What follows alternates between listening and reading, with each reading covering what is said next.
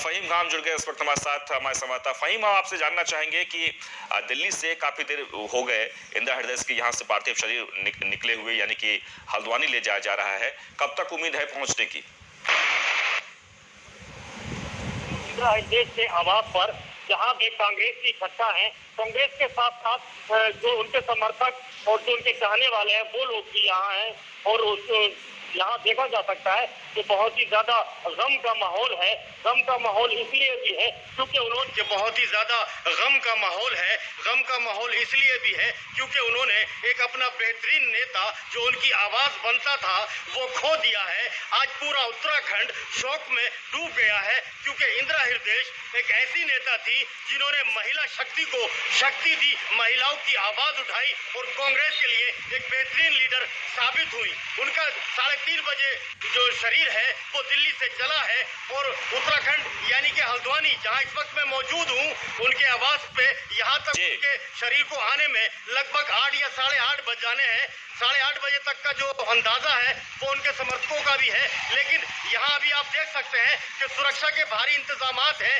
उनके समर्थक भी यहाँ इकट्ठा है और इकट्ठा होने के साथ ही यहाँ पे एक दूसरे के साथ बैठ के बात कर रहे हैं और उनके उन दिनों की चर्चा कर रहे हैं जिस टाइम वो लोगों के लिए संघर्ष किया करती थी, लोगों के लिए सड़कों पे पैदल चला करती थी और जन समस्याओं को सुनकर तो महिलाओं के लिए भी जो है वो उनके हक की आवाज को बुलंद किया करती थी, चाहे वो विधानसभा हो या फिर आम रास्ते। हर जगह इंदिरा हृदय ने महिलाओं की शक्ति के लिए, महिलाओं की लड़ाई के लिए लंबी लड़ाई लड़ी है और उनका राजनीतिक जीवन बहुत लंबा रहा है। विधायक से लेके नेता प्रतिपक्ष तक वो गई हैं और अपने जो उनकी अगर मैं बात करूं उनके परिवार की तो उनके 3 बेटे हैं, जिसमें सबसे छोटे बेटे जो सुमित हृदय है वो उनकी विरासत संभालेंगे और विरासत चूंकि वो मेयर पद के दावेदार भी रह चुके हैं और कांग्रेस में सक्रिय भी है, तो इस वक्त जो है राजनीतिक विरासत की अगर बात की जाए तो चूंकि हालांकि ये वक्त नहीं है ये बात कहने का, लेकिन मैं बता दूं अपने दर्शकों को और देश की जनता को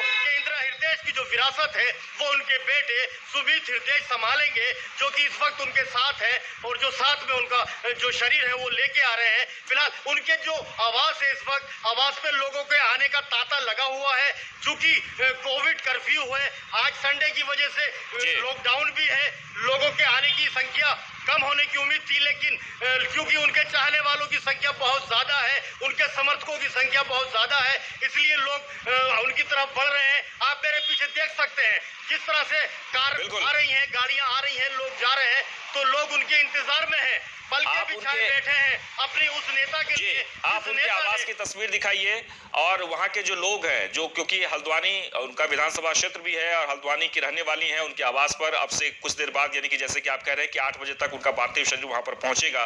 लोगों में काफी शोक का माहौल है। लोगों ने इस बात का किसी को अंदाजा नहीं था कि इंदिरा हृदय जी इतने जल्दी छोड़ के चली जाएंगी। आप वहां की तस्वीर दिखाइए और लोगों से बात करिए कि आखिरकार उनके मन में इस वक्त क्या चल रहा है।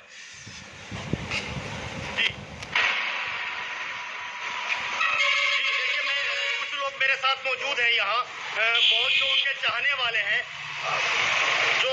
जो लोग यहाँ आए हैं, मैं उनसे बात करूंगा। फ्रेम में लेता हूँ उनको, आप मेरी जगह आ जाइए। देखिए पीछे पूरी तरह से आप देख सकते हैं ये इंदिरा हृदय का आवास है।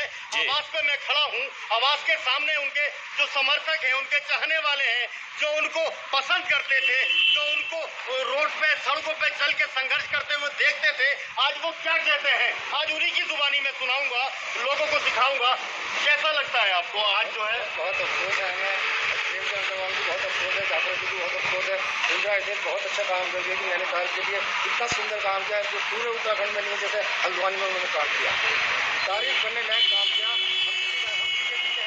तारीफ उनके शोक में डूबे हुए हैं। हम लोग बहुत शौक है कि ऐसी इंदिरा हृदय जैसे हमारी सुबह करवाती है तो बोलने वाली और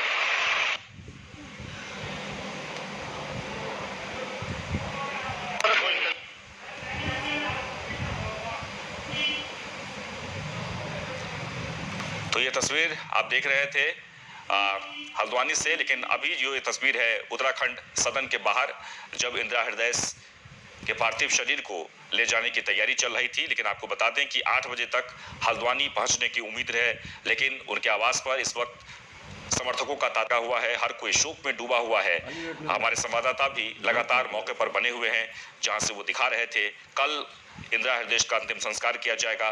लेकिन इस बीच पूरे उत्तराखंड की अगर बात कर ली जाए तो उत्तराखंड शोक की लहर में डूब गया है। और सबसे महत्वपूर्ण ये कि किसी को भी ये अंदाजा नहीं था, ये उम्मीद नहीं थी कि इंदिरा और अब दिल्ली यानी कि दिल्ली से उनका जो पार्थिव शरीर है, सबसे पहले तो मैं आपको ये बता दूं कि उनके का आना जाना है वो बदस्तूर जारी है। यहाँ नेताओं का और उनके समर्थकों का तांता लगा है। आप देख सकते हैं पीछे का माहौल, ये उनके आवास है। आवास के बाहर मैं खड़ा हूँ और लगातार आपको ये दिखा रहा हूँ कि लोग जो है यहाँ गुस्से गम पे यहाँ मौजूद हैं।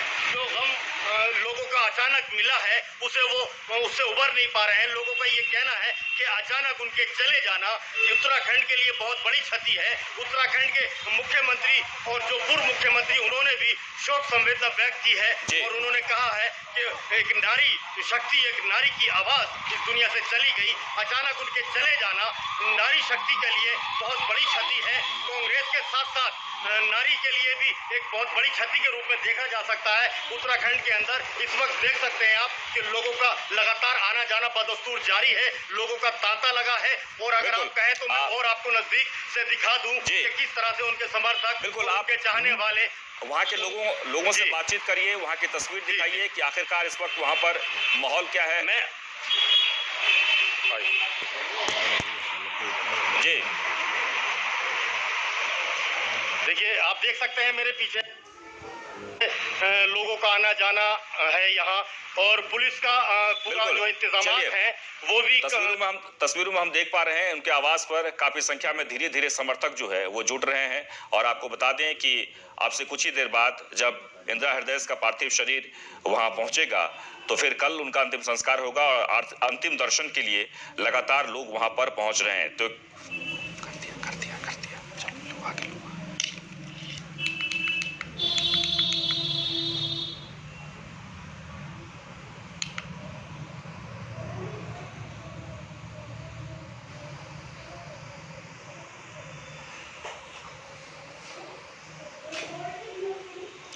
चलिए आगे बढ़ते हैं। जैसे जैसे विधानसभा चुनाव नजदीक आ रहे हैं वैसे वैसे विधानसभा अध्यक्ष प्रेमचंद अग्रवाल की मुश्किलें भी बढ़ती जा रही है। कांग्रेस ने विधानसभा अध्यक्ष के खिलाफ मोर्चा खोल दिया है।